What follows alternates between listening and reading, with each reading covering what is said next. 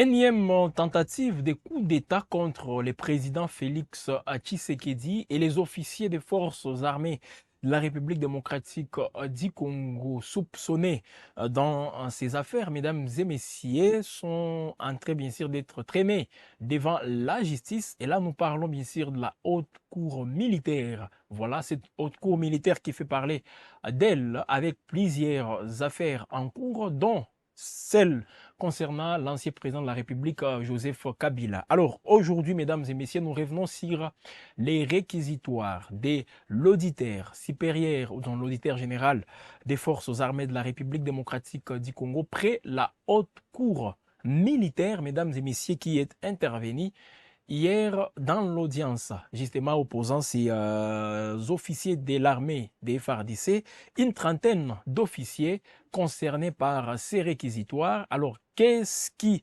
s'est réellement passé? Voilà comment est-ce que ces officiers se sont retrouvés dans ce qu'on qualifie aujourd'hui comme étant un complot visant la vie, ou disons même les pouvoirs du président Félix Tshisekedi, vouloir les renverser de manière non démocratique. La justice est en train d'appréhender justement tous ceux-là qui sont en train de se lancer dans ces sales besognes. Alors, cette fois-ci, on parle bien sûr de ces officiers, voilà une trentaine, hein, et il y a une figure emblématique parmi ces officiers, un ancien commandant adjoint de la garde républicaine. Alors, c'était d'abord lors de l'audience tenue hier lundi 25 août 2025 à la haute cour militaire. Là, nous sommes dans la prison voilà, d'Endolo, c'est au nord de la ville de Kinshasa. Le parquet a requis donc une peine exemplaire de 15 ans de prison ferme.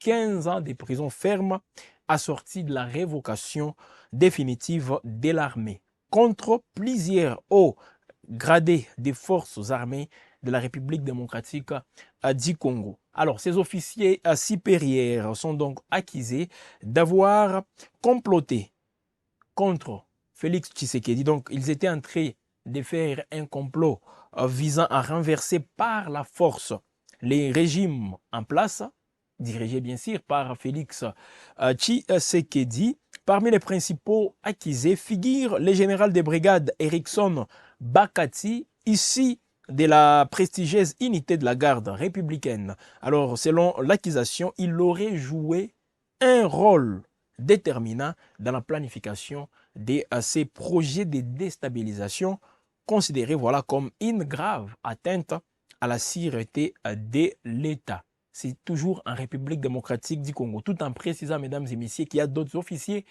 qui traînent toujours devant la justice et jusque-là, le procès n'est pas encore aussi ouvert contre ces officiers. Les hauts gradés aussi, plus que même l'officier que je viens de citer. Alors déjà, comme vous pouvez les constater, on parle d'un général d'armée, on parle des lieutenants généraux au sein des forces armées de la République démocratique du Congo qui sont aussi soupçonnés de comploter contre Félix Tshisekedi. Alors finalement, ça fait déjà combien de coups d'État, combien de tentatives, voilà, des coups d'État contre Félix Tshisekedi. Alors déjà, jusque-là, mesdames et messieurs, il faut aussi le préciser, aucun des ces coups d'État, ou disons, aucune de toutes ces tentatives n'a pu aussi atteindre l'objectif, surtout comme vous le voyez aujourd'hui, avec des interpellations ça et là. Il y a donc les services qui sont en train de travailler pour justement mettre la main sur tous ces officiers. Et là, c'est bien sûr ces services attachés à la présidence de la République démocratique du Congo, le Conseil national de sécurité. Alors, c'est ces services d'abord avec la, la DEMIAP, il y a aussi l'ANR, justement, qui interviennent dans le cadre toujours des renseignements pour arriver à mettre la main sur tous ces officiers. Alors, est-ce que c'est aussi, il y a donc des preuves qui sont irréfutables, justement, qui pèsent contre tous ces officiers. Jusque-là, je rappelle, la procédure sur le plan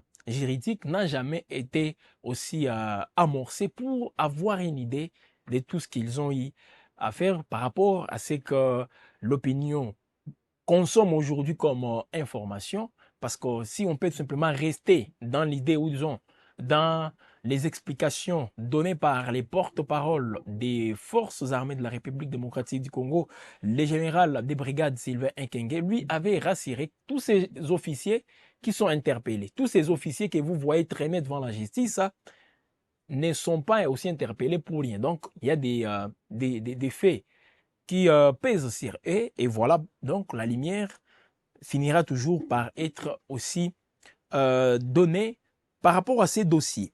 Alors, je vais donc vous donner un peu les détails donc, de l'audience qui s'est tenue hier à la haute cour militaire. Là, nous sommes au nord de Kinshasa, la haute cour militaire, surtout les réquisitoires de l'auditeur général après la haute cour militaire concernant ces officiers. Alors, on parle des 15 ans de prison, on parle aussi de la radiation au sein des forces armées de la République démocratique du Congo. Alors, les ministères publics, parce qu'il s'agit bien sûr du ministère public, qui s'est illustré justement pour obtenir, on peut dire tout simplement, une condamnation contre d'abord l'ancien commandant adjoint de la garde républicaine, je rappelle qu'il a été remplacé, le général de brigade Iyengele Bakati Erickson et d'autres officiers qui ont été condamnés à cette peine de 15 ans de prison. Alors, dans ce réquisitoire d'abord, le ministère public a demandé leur destitution des forces armées de la République démocratique du Congo. Ces officiers sont accusés d'être les auteurs et co-auteurs d'un complot contre les chefs de l'État visant à changer les régimes légalement établis par les armes. Alors, l'audience s'est tenue, comme j'étais en train de le dire, à la haute cour militaire. Alors, depuis quand? Parce qu'il faut aussi remonter à la date exacte, voilà, de leur interpellation. Quand est-ce qu'ils voulaient aussi mettre en place ces projets visant la vie du président de la République ou disons son régime, parce qu'on ne sait pas si l'idée était de l'éliminer physiquement ou soit de l'écarter tout simplement du pouvoir. Tout ça, mesdames et messieurs, c'est cette haute cour militaire qui est appelée aussi à donner toutes les précisions. Alors la haute cour militaire, comme je le disais, avait mis la main sur ces officiers des forces armées de la République démocratique du Congo. On les accuse aussi de comploter avec l'AFC M23. Et une fois de plus, l'AFC M23 s'invite dans une affaire qu'on peut considérer comme étant interne au sein des forces armées de la République démocratique du Congo. Mais on parle encore de l'AFC M23. Donc c'était un complot élargi selon les réquisitoires, voilà, de l'auditeur général des forces armées de la République démocratique du Congo près la haute cour militaire. Alors, les faits remontent en novembre 2023. Novembre 2023, bien avant même les élections du mois de décembre de la même année. Alors, ils étaient toujours détenus à la prison militaire d'Endolo, voilà, justement pour tous ces, voilà, tous ces faits justement qui pèsent contre eux. Alors, il y a eu donc beaucoup de révélations aussi, mais jusque-là, l'opinion veut avoir encore beaucoup d'éclaircissements quant à ça, et jusque-là, on n'y est pas encore. Donc, déjà 2023, fin 2023, il y avait toutes ces tentatives de coup d'État. Et après, en 2024, rappelez-vous, mesdames et messieurs, de l'affaire Christian Malanga. Voilà, c'est cette bande justement qui avait fait éruption même au sein du palais de la nation. Là où donc c'est le bureau officiel du président Félix Tshisekedi, le président de la République démocratique du Congo, pas seulement Félix Tshisekedi. Parce qu'il peut être à la tête de l'Union africaine, mais officiellement parlant, le bureau du président Félix Tshisekedi, c'est au niveau du palais de la nation. Et c'est là où c'est les membres de son cabinet, la plupart même certains conseillers, se retrouvent là-bas. Donc, c'est dans ces, même la remise et reprise, je me rappelle avec l'ancien président de la République, Joseph Kabila, avait eu lieu au palais de la nation. Mais un groupe de gens avait fait justement incursion dans ces palais jusqu'au point d'hisser même un autre drapeau qui n'est pas celui de la République démocratique du Congo. Et la question qu'on se pose toujours, est-ce qu'il visait réellement le président Félix Tshisekedi, parce qu'il savait là où le président Félix Tshisekedi résidait, et là où il réside jusqu'à aujourd'hui d'ailleurs, c'est à la cité de l'Union africaine, ben, ce n'est pas justement au palais de la nation. Mais il y a eu donc tous ces événements chez Vital Kamerhe, mesdames et messieurs, vous le savez très bien. Et après, ils étaient la plupart. Donc, il y a parmi eux, c'est là à qui les forces armées de la République démocratique du Congo avaient réussi. Donc, la garde républicaine, les unités de la garde républicaine avaient réussi à mettre la main sur eux. Et d'autres étaient neutralisés. Et là, c'est bien sûr le chef des bandes, Christian Malanga. Mais son fils, Marcel Malanga, lui, il avait été arrêté. Un long procès était même organisé, mesdames et messieurs, pour établir les faits.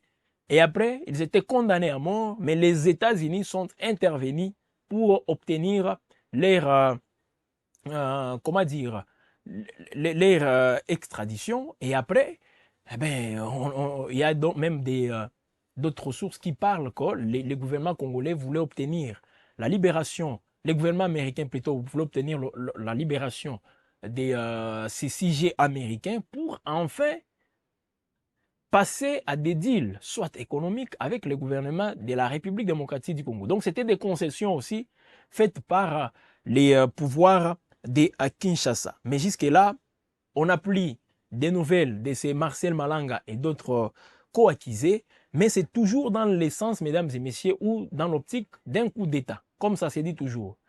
Aujourd'hui, on a les officiers qui traînent devant la justice, les Christian Chiwewe, un général d'armée, les généraux Frank Pumba, ils sont nombreux justement aujourd'hui.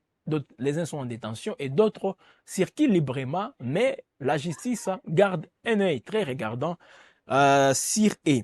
Alors, là, je viens de parler, donc, de vous donner les détails, surtout sur le général de brigade Yengele Bakati Erickson, un ancien commandant adjoint de la garde républicaine, chargé des opérations et renseignements. Voilà, il s'occupait des opérations et renseignements au sein de la garde républicaine. Alors, poursuivi, voilà, aux côtés du colonel, là, je vais vous donner donc l'identité d'autres prévenus, les co-accusés du général des brigades Yengele Bakati Erickson. Donc, il y a le colonel Moulingwa Mesmine, colonel Lusenge David, lieutenant-colonel Kambali Batachoki, major Paluku Kizitu, major Kasereka Kasai, major Mambo Lochoro, capitaine Malungu Kasale et les lieutenants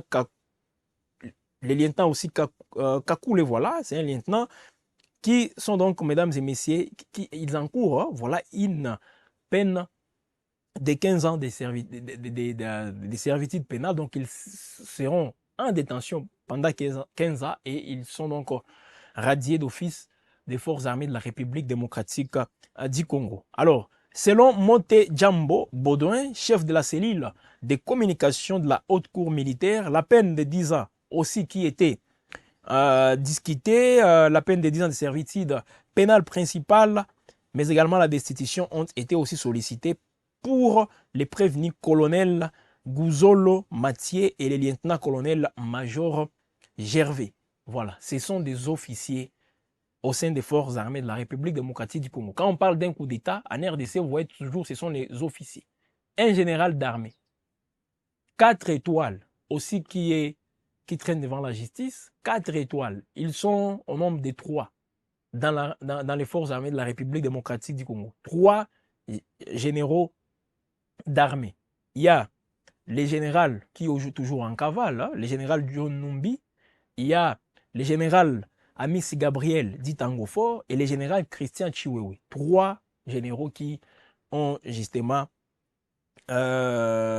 ces titres, hein, ou disons, disons, je ne parle pas de fonction, mais c'est un titre aussi général d'armée au sein des forces armées de la République démocratique du Congo. Vous savez vous-même les conditions dans lesquelles Christian Chiwewe s'est retrouvé à cette étape aussi prestigieuse des forces armées de la République démocratique du Congo. Donc, à ce niveau, mesdames et messieurs, les ministères publics qui a donc demandé à la haute cour militaire de condamner tous les prévenus, Major Kavira Safi, aussi dans les mêmes accusations. Donc, les prévenus, il y a Major Kavira Safi, capitaine Keta Kouyanguya, il y a le capitaine Rafiki Frank, le lieutenant Salomon, non, le lieutenant principal, voilà. Non, les sous-lieutenants, pas lieutenant principal, ça n'existe pas dans l'armée. Sous-lieutenant Prince Salomon, le sergent-major Ipissa Germain, Sieur Kaïba Sefassa et Sieur Matenge Victor à 7 ans de servitude pénale principale. Alors, pour les prévenus, Major Boulouangou Emmanuel, voilà, Major Kambale Jacques, capitaine Kasereka Albert, le lieutenant Kazadi Daniel, le lieutenant Kakule Kamuhiti, premier sergent Mouindo Elias, caporal Kambale Chalema, soldat de première classe Mouindo Makelele, Suer Kambale Élysée, Suer Mouindo Christian et Suer Okende Guy, l'accusation arrêtée 5 ans de servitude pénale principale. Alors le capitaine Ngoï Fridi est l'unique prévenu pour qui l'auditeur général près la haute cour militaire a demandé l'acquittement. Voilà, mesdames et messieurs, un dossier qui date de novembre 2023 et déjà on est en train de connaître maintenant la conclusion de ces, voilà, de ces procès. Mais ce n'est ni les premiers ni les derniers. Parce qu'il y a d'autres officiers et les plus emblématiques même des forces armées de la République démocratique du Congo, quand on vous parle du chef de la maison militaire, s'il vous plaît, la maison militaire du président de la République, qui traîne aussi devant la justice, on vous parle d'un général d'armée, ancien chef d'état-major des forces armées de la République démocratique du Congo. C'est quand même très sensible. Si réellement tous les faits reprochés à ces derniers, mesdames et messieurs, ça devrait être vrai. Dans la même optique, parce qu'il y a plusieurs procès qui se passent en République démocratique du Congo. Donc, nous sommes en train de vivre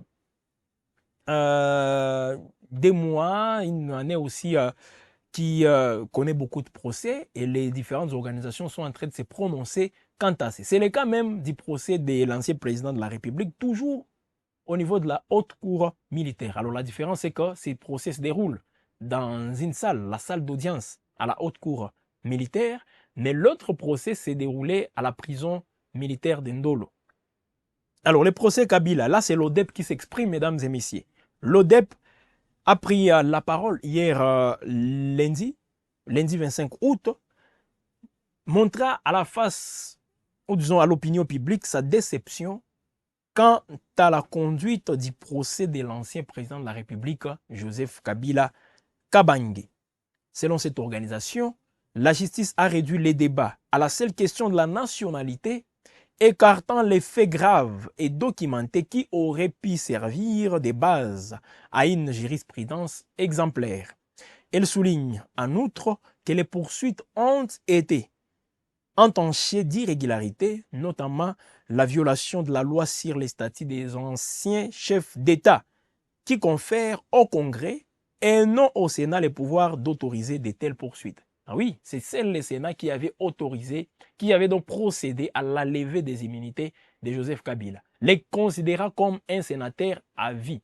Non, les considéra plutôt, oui, comme sénateur à vie. Et pourtant, le statut de sénateur à vie est lié aussi à son statut de l'ancien président de la République. On est sénateur à vie après avoir été président de la République. Donc, ce sont des statuts qu'on ne peut pas aussi dissocier. Alors, donc, selon l'ODEP, c'est le Congrès. Qui dit Congrès voit l'Assemblée nationale et le Sénat se réunir pour procéder au vote d'élever ou non des immunités d'un ancien président de la République et sénateur à vie. Donc, ancien président de la République et sénateur à vie. Des statuts qu'on ne peut pas écarter. Mais la haute cour militaire, surtout l'auditeur général des forces armées de la République démocratique du Congo, qui avait précisé en disant que non, ici, c'est comme on les poursuit comme sénateur à vie. On n'est pas en train de les poursuivre pour tout ce qu'il a eu à faire lorsqu'il était président de la République. Mais en écoutant les avocats de la République, ils reviennent sur les dérives de Joseph Kabila pendant qu'il était président de la République, en parlant même de sa nationalité, plusieurs faits qu'on est en train aussi de soulever, ça veut dire donc qu'on est en train de mélanger les choses, sans pour autant aussi que l'opinion soit éclairée quant à ça. Voilà, mesdames et messieurs, c'est un procès aussi qu'il faut suivre parce que d'ici là, ça sera peut-être le verdict final hein, au niveau de la haute cour militaire, mais vous le savez donc, il y a déjà un réquisitoire, on parle d'une peine de mort qu'encourt l'ancien président de la République, alors on ne sait pas si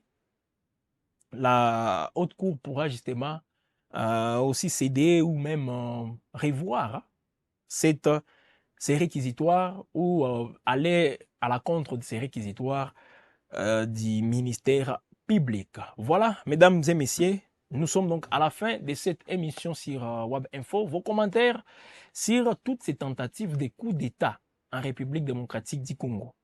Il y a certains qui pensent qu'il n'y a pas de sérieux dans tout ça. Ce sont tout simplement des, comment dire, des choses qu'on est en train de vouloir créer pour distraire l'opinion. Ce n'est pas moi, mais il y a des gens qui les disent. Alors vous, qu'est-ce que vous pensez aussi de toutes ces tentatives?